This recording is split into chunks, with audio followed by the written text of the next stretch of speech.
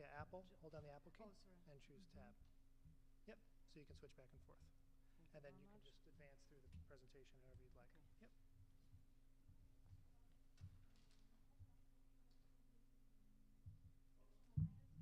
Oh, wait. Yes, I copied it for you. Yeah, it's on the desktop. It's on the desktop. Hi. Yeah. I checked it. Yep, I checked it. Yeah, it's all in a folder. Yeah. Well, each presentation will be what, about half an hour? Uh, it's about half an hour. Yeah. Okay. Yeah. So yeah, the presentation on the desktop. Okay, great. Yeah. But they're actually both open in PowerPoint. So yeah, you can escape with this one. And they're both. Yeah. Oh. As soon as she closes hers, you should see yours. Yes. I believe. Yeah, sure, sure.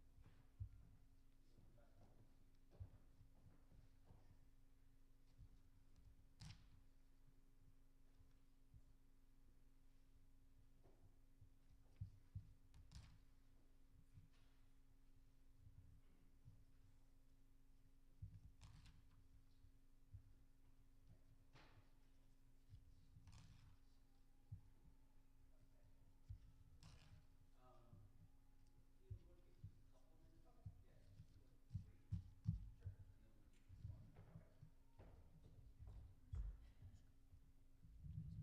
Tak, wiesz co, ja zmieniam tymi albo tymi, przód, tył albo tył. Mhm.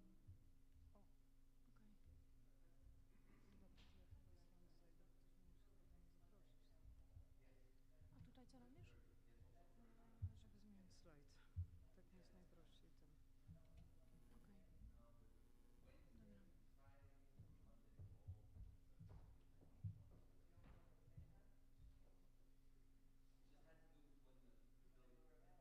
Dobra.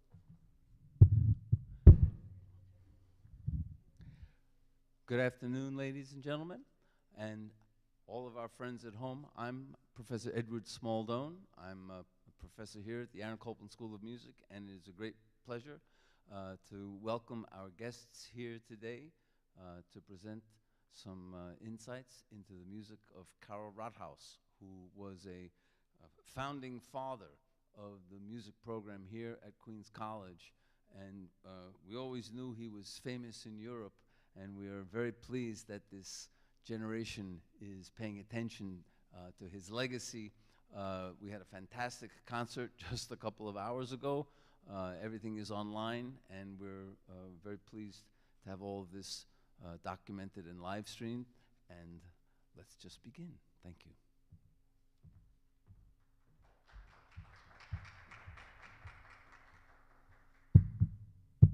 Good afternoon, ladies and gentlemen. I'm Professor Jolanta Guzy-Pasiak from Warsaw, from Polish Academy of Sciences, Institute of Art. At the beginning, I would like to thank you very much, Professor Edward Smoldo and Aaron Copland School of Music for the invitation, as well as Karol Rathaus Foundation with Dr. Aleksandra Halat for the invitation. I would like also to thank Polish Academy of Sciences and Polish Institute in New York for their support. I consider it a great honor to excuse me, microphone, yeah? I consider it a great honor to be able to speak on Rathaus here at Rathaus House. And in fact, I am not only honored, I'm also deeply moved, touched, and full of very positive feelings because it is my first visit after 20 years. 20 years ago, I was preparing my PhD dissertation on Karol Rathaus chamber music. Now I have my own PhD students working, maybe not on Rathaus, but other emigre Polish composer, Aleksandra Halat. Thinking on the topic of today's speech, I tried to avoid this typical life and works story because you know Karol Rathaus very well here. I was searching something more interesting for you, maybe some topics which are not so known here. So I decided to say something on Karol Rathaus in Poland, in Polish musical culture, about his presence in Poland before war and nowadays. When one thinks of Poland, probably the first association, especially in such place like here, or in Copland School of Music, is Chopin's music, which is really very important for us and was very important for Rathaus, as we can hear today, thanks to the Karol Rathaus ensemble, also remembering the beautiful recordings of Daniel Wnukowski's Mazurkas. So this is very, very important composer for all of us in Europe and I think also in the United States. Poland is a relatively small country comparing with the United States. As you can see, it's about 3% of the surface of the United States, and it's centrally located in Europe, between Germany and Russia. Very, very risky situation, and the history proved that it was very dangerous neighborhood for us. The aim of my lecture here is to present such thesis that the politics has a crucial role in the presence of Rathaus in my country. Maybe you don't know that over the past 200 years, Poland was free just in 2 short periods. At about 20 years in the interwar period and over 30 years now when we are after the communism. When we see at the timeline of Polish history, one can observe that Polish was ruled by German, Russian, Austrian, German again, and Russian, I mean Soviet Union again. These stages are strictly connected with Karol Rathaus' life. Of course, the first stage wasn't connected with him as a composer. On this stage, Rathaus was simply present in Poland, ruled in this time by Austro-Hungary, as a child. I would like to show you some sources which proved the connection of Karol Rathaus with Poland territory and Poland culture. This is a photo of Tarnopol, the city of the birth of Karol Rathaus, and the plan of the city. And Karol Rathaus with his parents live in this part called Błonie.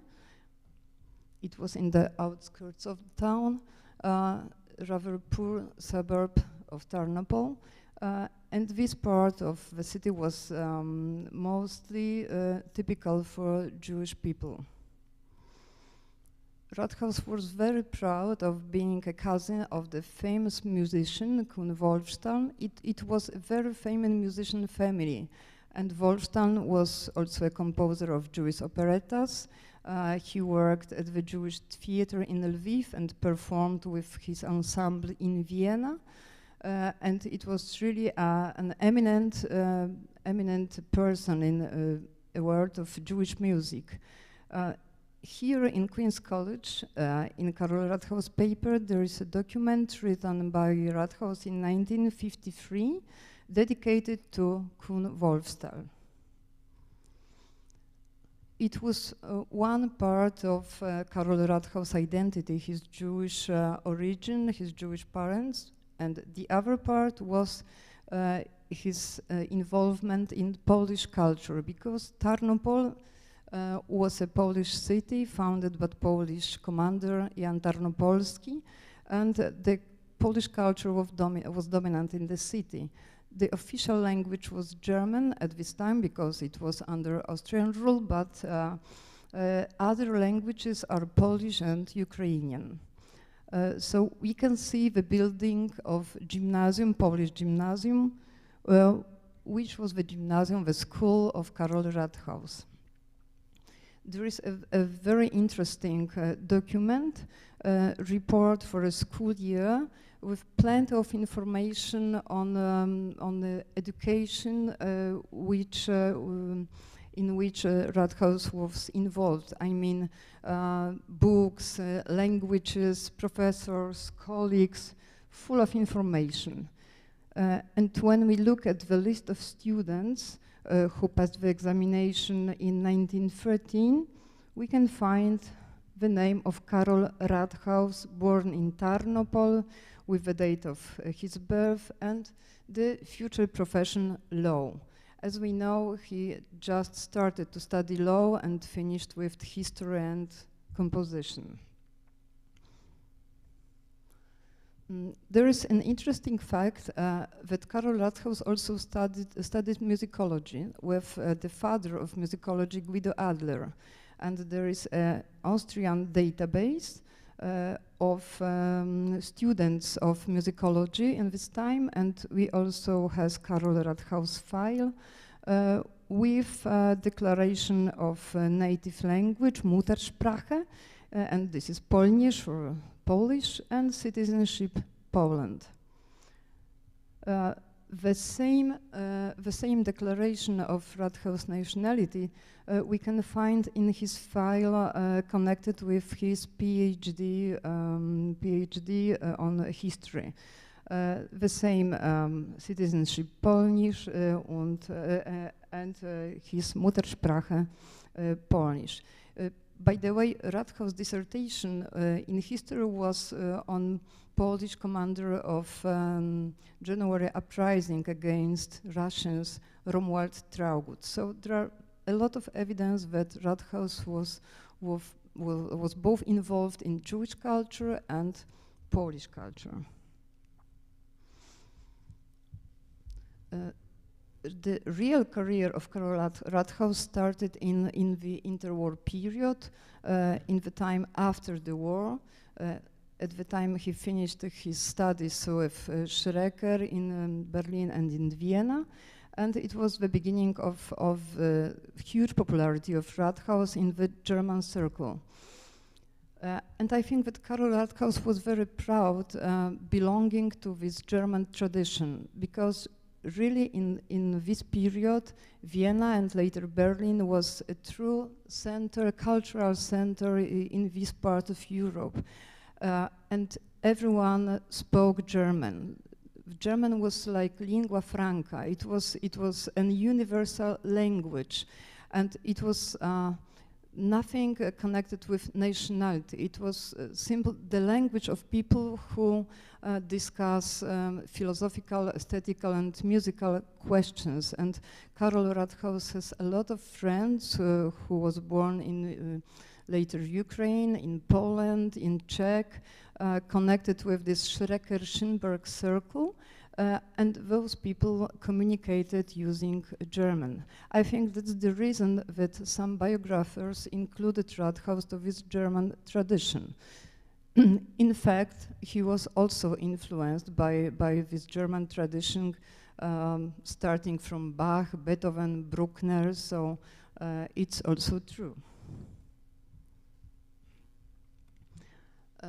In Poland, in the interwar period, Rathaus was counted as Polish composer studying and working abroad.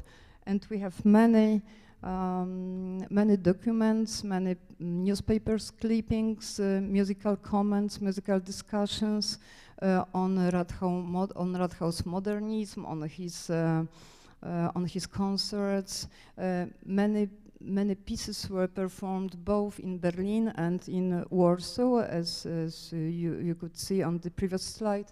The main events was his ballet Der letzte Pierrot, who was performed in Warsaw Teatr Wielki. Let's have a look at some comments in press.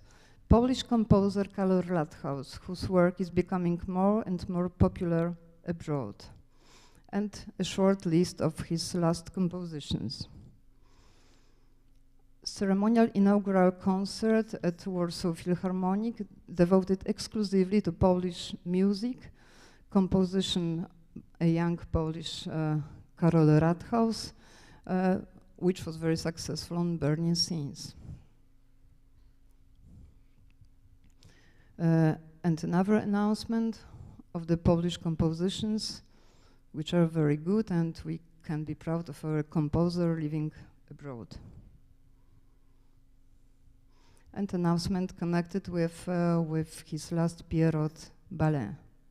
Of course, there were also some negative feedback, mostly from the very conservative critics who weren't. These critics were connected with this German tradition in which Rathaus was involved. And the commentary was dedicated to lack of folkloristic, for instance, elements in his music. But as we remember, in 1928, Rathaus composed 3 mazurkas, which were strictly folkloristic in the type of Szymanowski stylization of folklore. So I think that Rathaus could satisfy also this conservative critics in Poland. On the other hand, Rathaus was also involved in Polish musical life, publishing some of his text in Polish language in Polish periodicals dedicated to Romanticism, contemporary opera, or sound film. The situation dramatically changed during the World War and after the Second War. Because all of the composers which stayed abroad were treated by communists as enemies. So they were completely excluded from our musical life. And it was very sad periods because still a lot of musicians, musicologists born before the Second World War lived in Poland, remembering the names like Zofia Lissa or Michał Bristiger, 2 professors of musicology, and they try to revive the names of these before war composers, but it was completely impossible because their names were prohibited. It was not only connected with musical life as such, but also it was forbidden to write about it, maybe in some scholarly works, but it was forbidden to publish a monography on Rathaus or Palester or Panównik or Tansman. Everything should be cancelled. So in this period, the huge work was done here in Queen's College and in some European countries to preserve Rathaus' memory. Karol Rathaus Memorial Association, which collected friends and students of Karol Rathaus, tried to play and print his music, organize concerts, organize recording, and we are happy to have today Professor Donald Piron, who was one of the most active persons. At the time I was in Queen's College, and thank you very much, and Professor Piron helped me and Dr. Martin Schussler from Berlin in our work. So all of us remember that Professor Piron is the author of the eminent dissertation on piano music of Rathaus, And Martin Schistler published his dissertation, Life and Work of Karol Rathaus, and it is a very useful source for further studies. These dissertations were followed by dissertation written in Polish in Poland on Karol Rathaus chamber music, string quartets, style of this chamber music, some choice of works of chamber works, and also on his orchestral music. I tried to count scholar article, academic article written in Polish and in other languages by other scholars, and I think it's about 20 out of 50 texts on Rathaus written last years.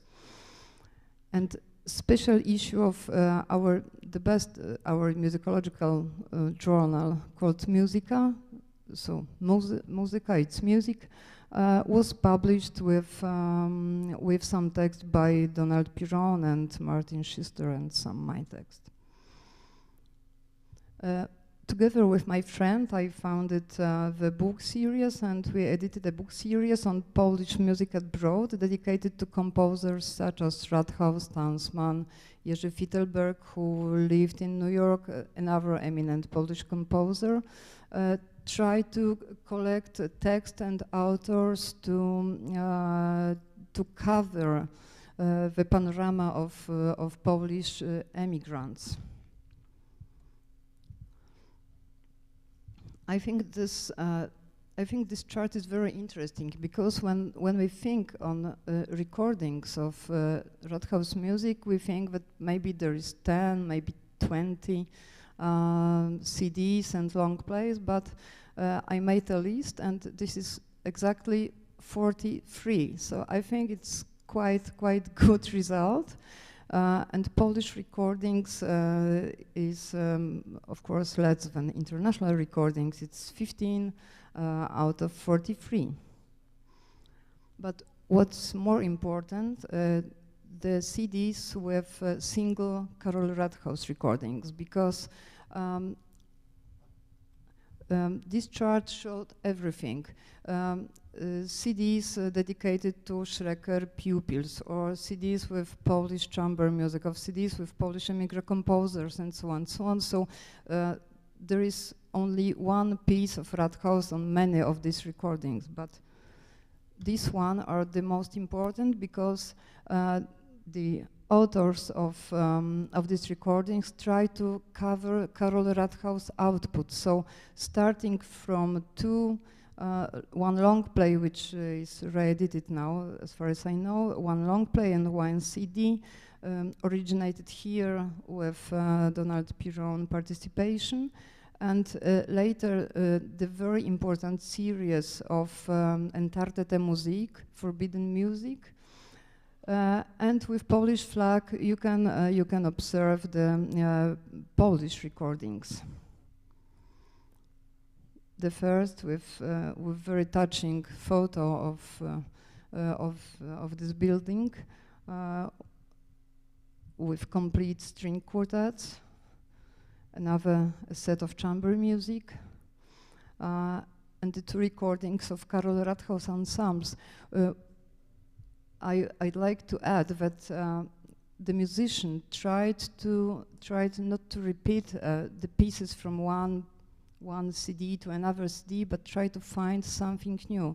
And every one of us know very well that it's a hard work to find a manuscript, to play from the manuscript, to prepare a recording in such a different way than Bach or Chopin or Mozart. So it's really a huge work. And I need to add that in Polish reality, the most of these kind of activities, I mean scholar articles and recordings and performances, were made out of governmental support, because there there were some institutions which supported our activities, like Fulbright Foundation or Kościuszko Foundation in New York, or Polish Music Center at the University of Southern California in Los Angeles, or here Polish Institute in New York, Polish Institute of Art and Sciences in New York. But the governmental grants and programs started in the last year. So I think that the situation now, it's very good for Rathaus, for other emigre composers, because it's the beginning of a new era where we scholars and musicians have governmental support for such project, and it's really new situation in the last years. I would like to present you a short fragment of the project, which was created because of the 100th jubilee of Polish independence.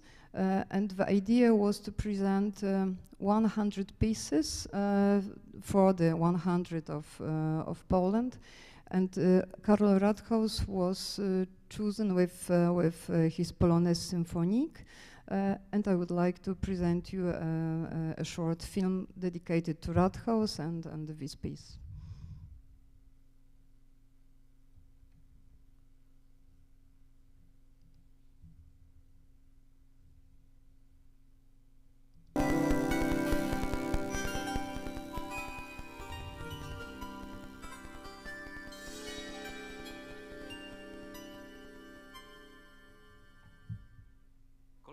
Sprawiły, że kiedy Karol Rathaus jako młody chłopiec mieszkał w Tarnopolu, Polski nie było jeszcze na mapie.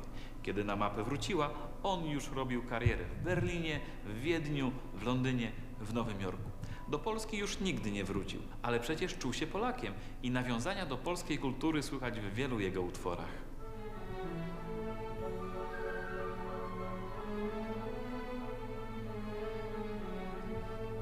Dosyć wcześnie właściwie zaczął odnosić znaczące sukcesy kompozytorskie właśnie w tym kręgu niemieckojęzycznym. Był szczególnie podziwiany za swoją muzykę filmową w pewnym momencie. W czasie wojny cały czas jego myśl krążyła wokół Polski i też świadczy o tym fakt, że Karol Rathaus, mimo tego, że otrzymał obywatelstwo amerykańskie, nigdy nie wyrzekł się swojego obywatelstwa polskiego.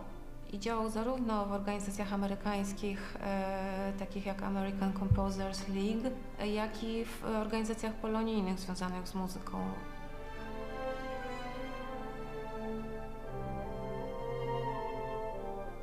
Kiedy Artur Rodziński, ówczesny szef orkiestry Filharmonii Nowojorskiej, zamówił u Rathausa nowy utwór, ten mógł wybrać dowolną formę. Był rok 1943. W Europie wojna. Polska pod okupacją. Co robi Karol Rathaus? Wybiera formę poloneza. Uroczystość otwarcia wystawy stałej Muzeum Historii Żydów Polskich Polin. W finale koncertu brzmi polonez symfoniczny Karola Rathausa. Brzmi świetnie. Mogą to Państwo sami sprawdzić, ponieważ to nagranie zostało dołączone do naszej listy 100 na 100. Myślę, że warto go posłuchać, ponieważ to jedna z tych kompozycji, które uświadamiają, o ile uboższa byłaby polska kultura muzyczna ostatnich 100 lat, gdyby nie twórcy emigracyjni. Dobrze, że byli.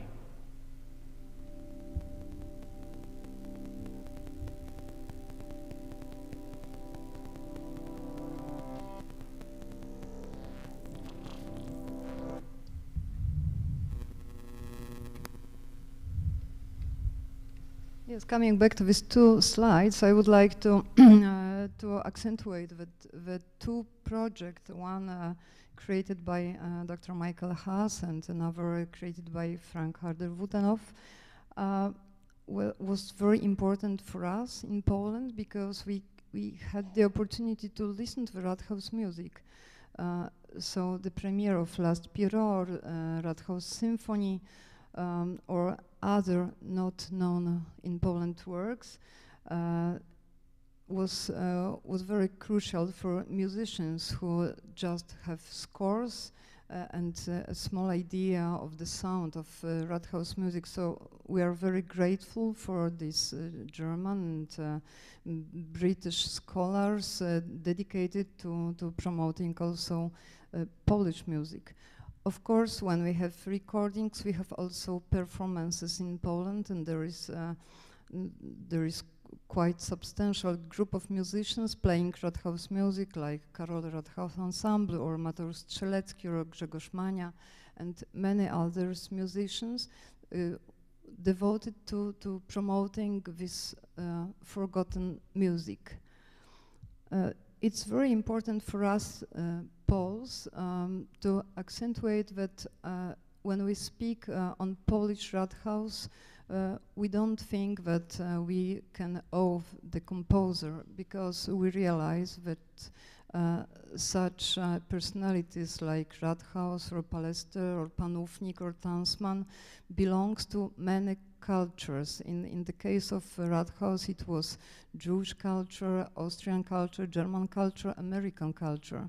So he was Pole in some sense, and in some sense he was also an American and German and Austrian, and also a Jew. And I think that there is a very good tendency in musicological and historical studies nowadays to think on transnational personalities, transnational identities, no to fix on one nation, one language, one sphere. So I think we can link our experiences, our observation on Polish elements in Rathaus music with the observation of our colleagues from Germany and the United States to give the most complete picture of Rathaus which is possible.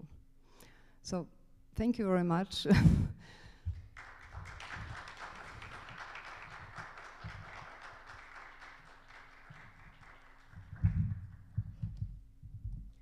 I have this book series with me. I would like to give them to the Karol Rathaus papers, and if you are interested to go through the book, yes, with pleasure. Thank you.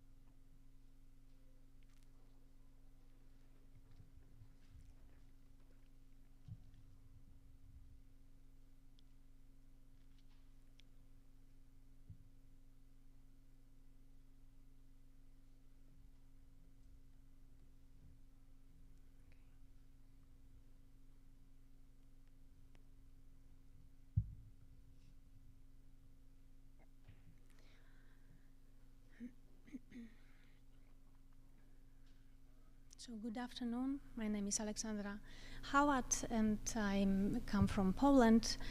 I am worker at the University of Silesia, and I have a great pleasure to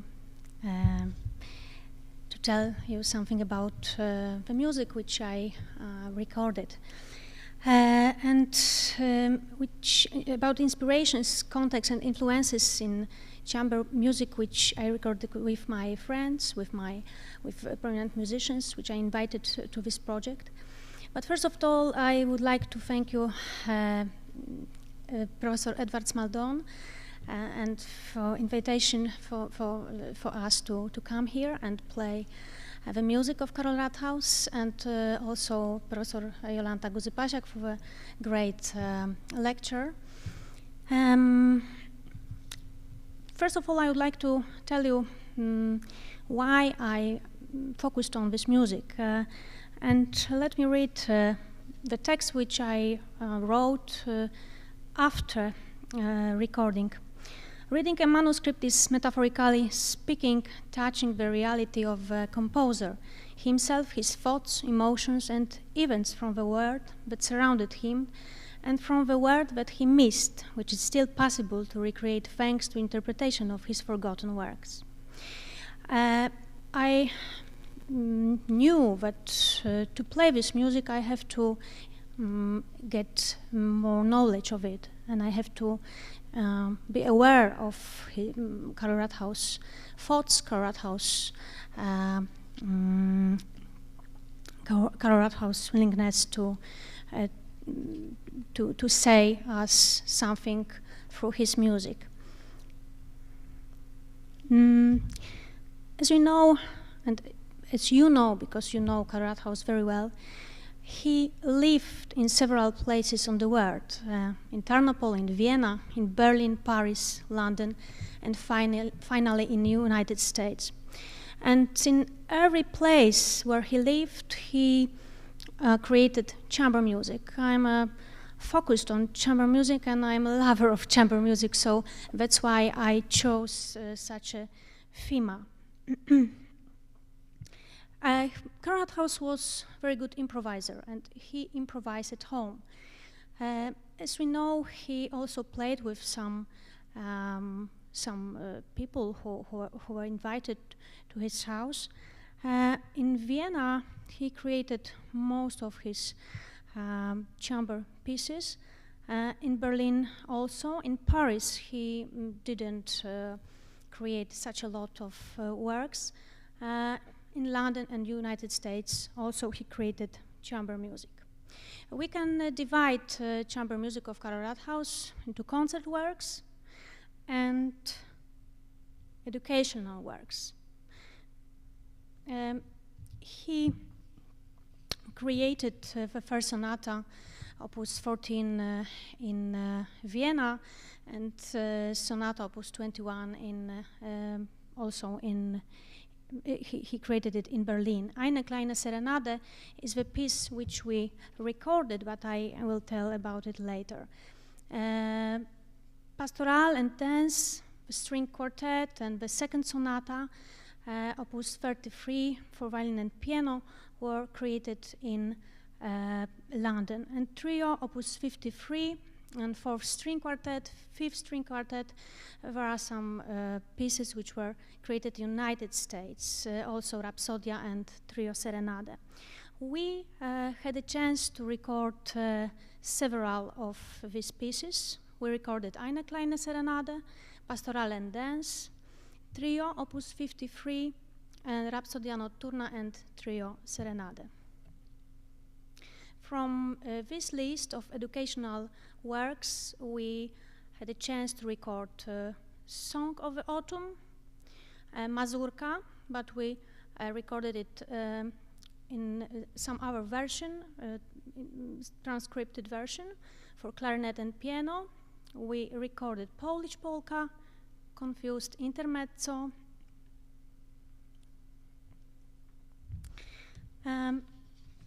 We can say that there are differences between educational works and concert works. First of all, educational works were created for the music department student ensembles at Queen's College, and they are in the traditional major-minor system. And concert works were mostly intended for string instruments, for duets, trios, and quartets. They have an impact of Franz Schrecker and the Viennese school. Our CD was premiered in 2021, and the musicians which I invited to record these pieces are Marcin Halat, who plays violin, Piotr Lato, who plays clarinet, and Marcin Mączyński, who plays cello. There are trios from American period. And the second album is I invited also people from I invited Piotr Nowak, trumpet player, Paweł Cal, horn player, and Damian Lipien, bassoon player, and Roxana Wardenga, mezzo-sopranistin. Recorded several works.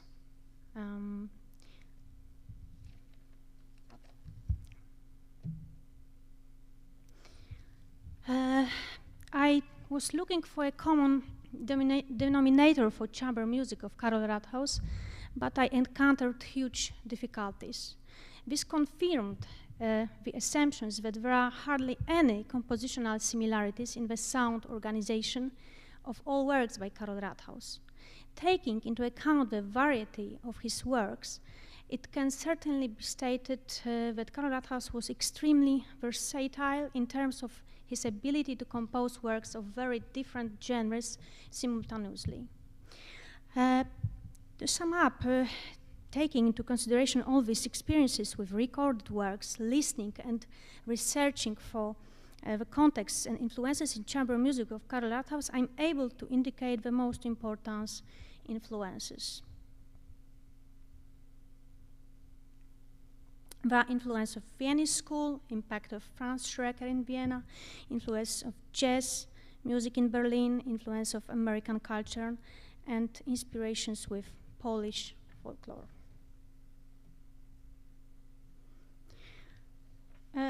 In the document entitled Jazz Dämmerung, Karol Rathaus criticized the alleged enthusiasm for jazz as a phenomenon that had been commercialized in Europe. According to the composer, the music played in Europe under the name of jazz was the one that had largely drifted apart from its roots and huge undergone Europeanization. The composer was very critical about artists such as Paul Whiteman and George Gershwin. He criticized them for trivialization of jazz music. In turn, Karol Rathaus praised such composers as Bela Bartok, Igor Stravinsky, and Dariusz Milhaud.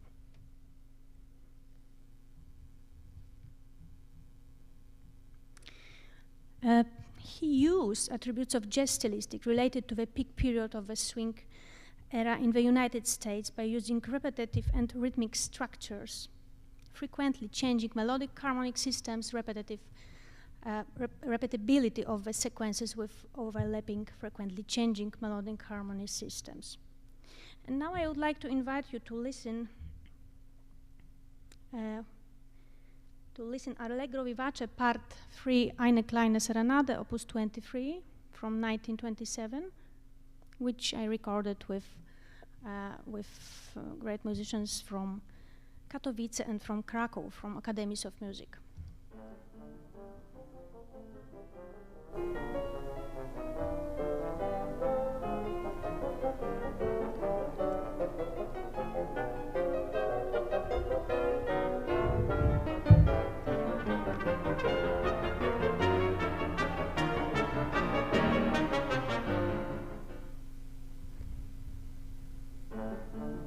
Sorry. I would like also to to read the statement which we can find in Jazz Dämmerung with the essay which Karol Rathaus wrote in Berlin. We got the real idea of jazz from black people in Africa. Chocolate kiddies, Rev. Josephine Bakers and black people led us to roots of jazz. Here it achieved perfection, but causes of which lie deeply rooted. The throaty sounds of Negro singers, the melancholy of the native land, created for the first time an art whose immense depth became an artistic experience for us. Now that we know jazz, which in about 12 years has conquered the lands of almost the entire civilized world, it is danced and sung. It has found its place in both folk and classical music. We have also found its proper essence because we have revealed all the secrets of its instruments and we can freely use them. For composer, the Berlin period was a time of his enormous development under wings of the famous composer and teacher Franz Schreker. And the Kleine Serenade, which we heard 5 minutes ago, it's an example and a proof of Karol Rathaus' breaking with stereotypes, one of the manifestations of which was the use of an unusual selection of instruments. It's assumed that elements of jazz are heard only and exclusively in the Berlin period of Karol Rathaus' creative life. Taking into account the recorded and explored by me fragments of the Trio Serenade, Pastoral and Dance, and Dedication Allegro, I am of the opinion that elements of jazz can also be found in the American period of the composer's work.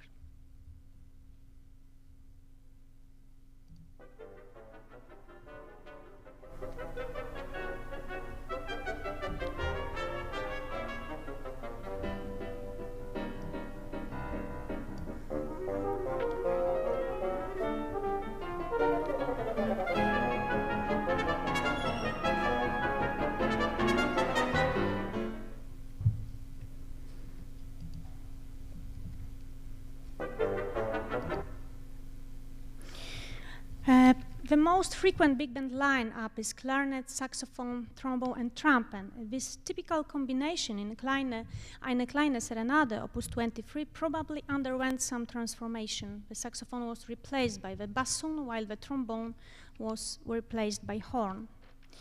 And I would like to invite you to listen jazz elements in Trio Serenade, which I had a chance to record with Marcin Halat and Marcin Mączyński, in which we performed today.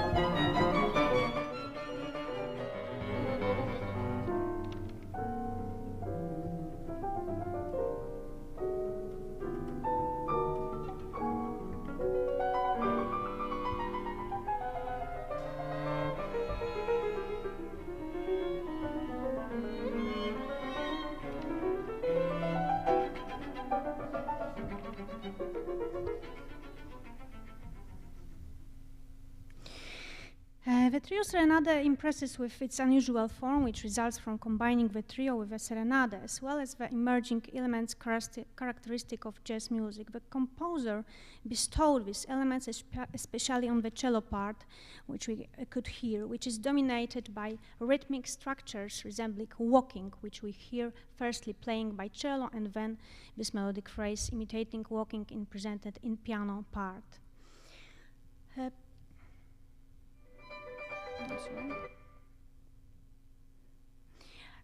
Now I would like to invite you to watch the trailer which we made to promote our album, and it's also it contains attributes of jazz music.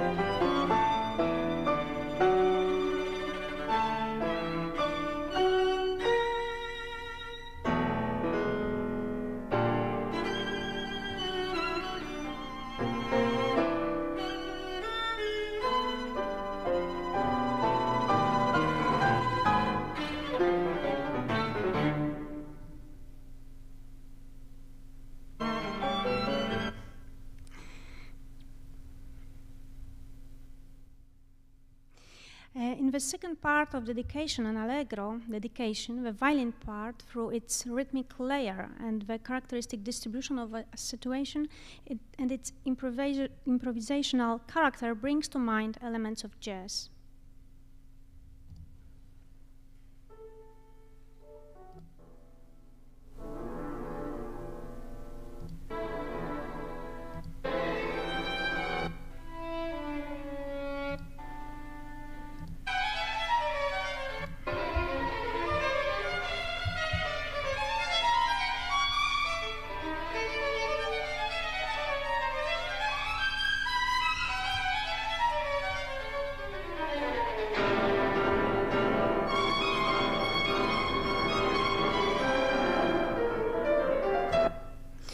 Today, after the research and analyzing of chamber music works of Karol Rathaus, we can claim that national and racial elements undoubtedly contributed to the shaping of Rathaus' musical personality, although they do not play the dominant role.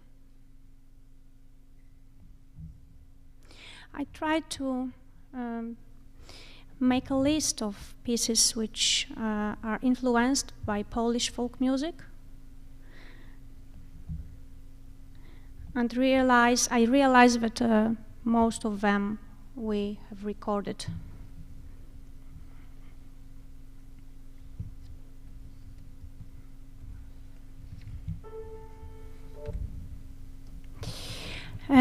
Most of them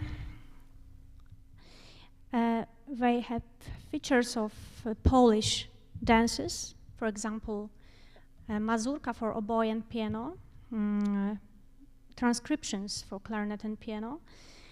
It contains mazurek. It's Polish musical form based on stylized folk dances in triple meter, usually at a lively tempo, with character defined mostly by the prominent mazur strongly ascends unsystematically placed on the second or third beat. The mazurka, alongside the polka dance, became popular at the ballrooms and salons of Europe in the 19th century, particularly through the notable works by Fryderyk Chopin. The mazurka in Polish, mazur, the same words as the mazur, and mazurek are often confused in Western literature as the same musical form.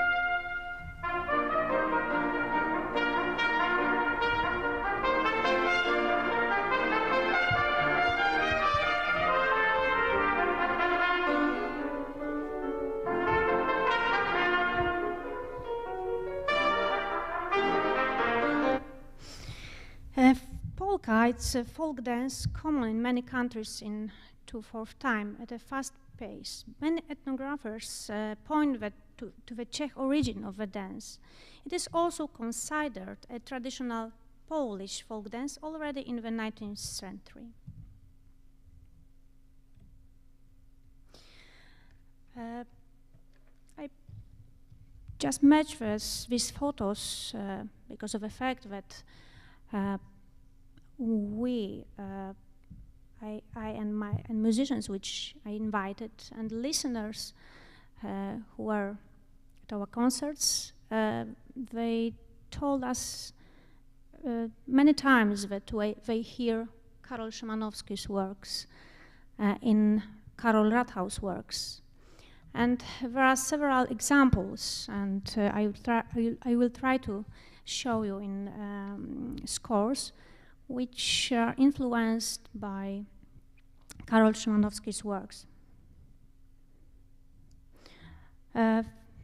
First of his work is Pastoral and Dance, and this work from 1973 77, I'm sorry, which was created during Rathaus' 4-year stay in London.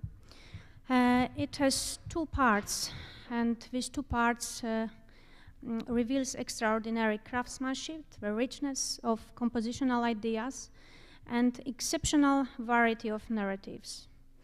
It is an example of combining the major-minor system with the atonal system.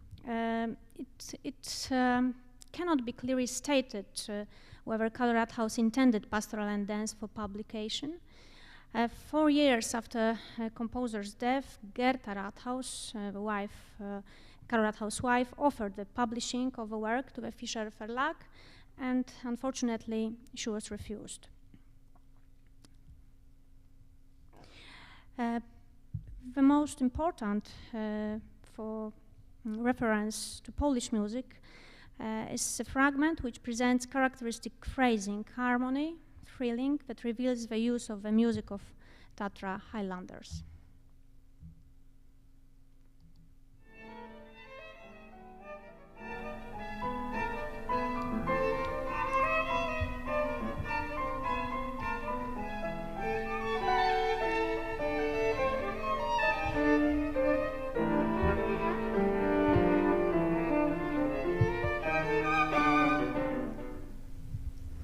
And the second example is, of this Tatra, this music of Podhale region, we can find in trio, in epilogue, and in this intro, which is especially characteristic for dialogue of clarinet and violin.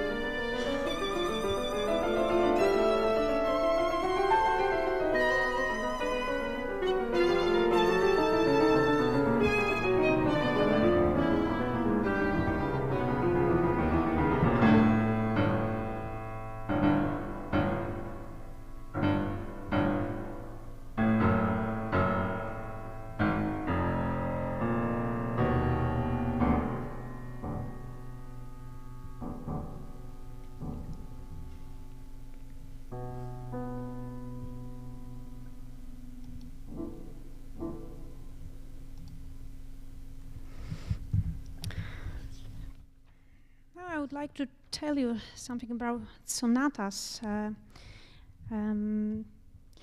Mateusz Strzelecki made an album with Professor Ślęzak, and he asked me to read something about it because we talked a little bit before my coming to United States. And both sonatas, first is written in 1925 in Berlin and the second in 1937, are similar in form and texture. In both classical forms such as the rondo and the sonata allegro, at the ending of both cycles are freely treated, as well as the parallel conduct of the violin and piano parts interrupted by short virtuoso. The type of expression in the sonatas is different. The dynamic and temp contrasts in sonata second are not as large as in sonata in first sonata. The changes are introduced more smoothly. Both works are atonal, but the theme line of sonata second is arranged in a more melodic way.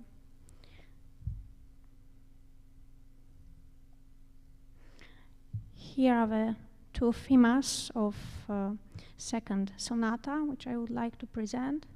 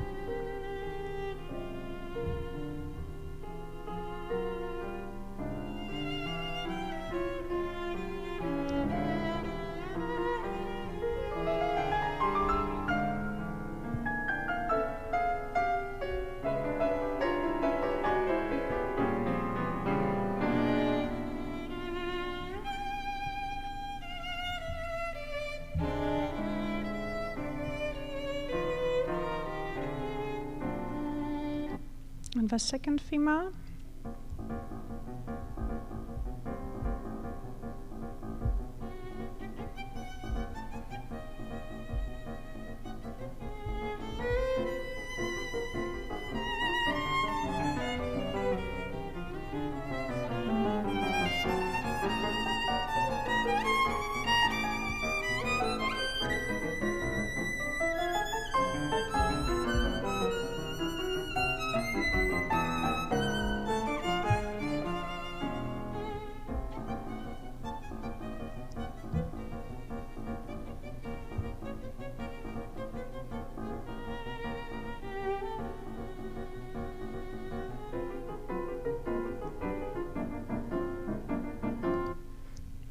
And a little bit of second sonata, which is more melodic.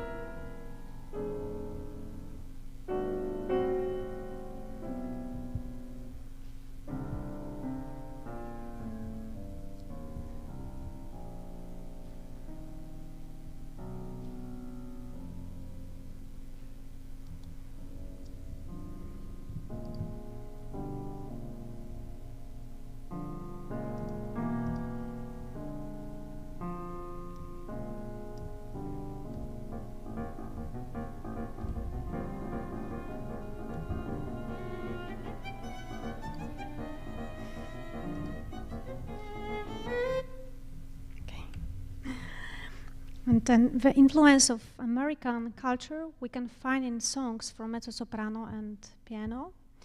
A year after the end of World War, in 1946, the composer created vocal pieces that will also appear on our second monographic album. I had the great pleasure of making the premiere recording of Karol Rathaus songs with Roxana Wardenka. They are an elaboration of American poetry, 5 moods after American poets, opus 57 by authors such as Elizabeth Crosworth, Emily Dickinson, Dorothy Parker, Edward Stoney Cummings, Thomas Stearns Eliot. Karol Rathaus was an erudite and extensively educated person. He created music to ambitious, extraordinary text, which proves his broad education. An example of an accurate transfer of the emotions contained in the poem by Dorothy Parker through the musical layer is the song Frustration.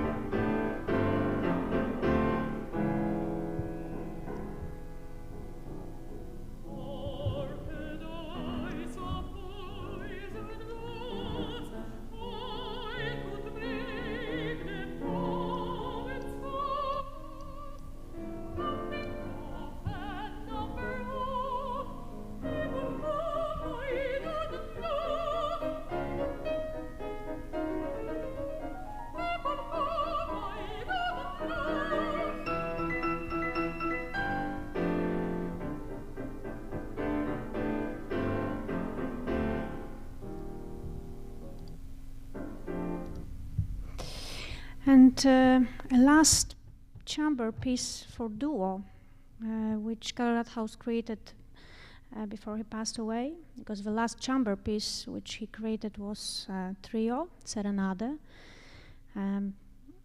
Rhapsodia Nocturna, opus 66 for cello and piano, was dedicated to the cellist Raja Garbowska, who premiered the piece.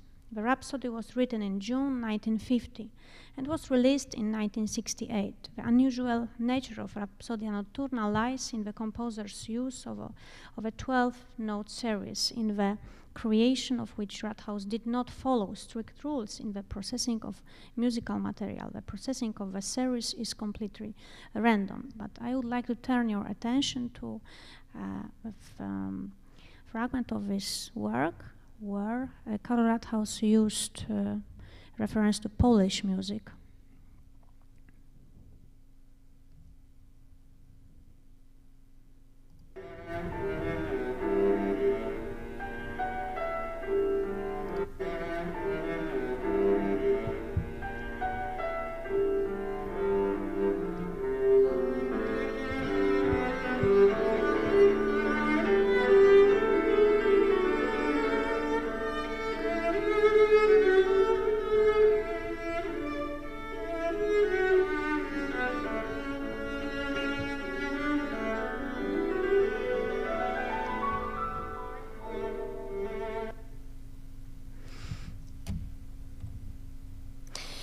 I sincerely hope that Rathaus music, due to its multicultural art context, will be a starting point for intercultural dialogue. And I strongly believe that chamber music, in which people from different nationalities can interact with each other in one band, will be a driving force behind it. And the guiding principle that intercultural dialogue, so much needed today, can be carried out precisely thanks to music banished from Europe 90 years ago. I was convinced from the very beginning that the music of Karol Rathaus, chamber music of Karol Rathaus, a Polish Jewish composer who found his second homeland in the United States, would fulfill this role in order to connect nations and people and artists and to build relations and bridges. Thank you very much.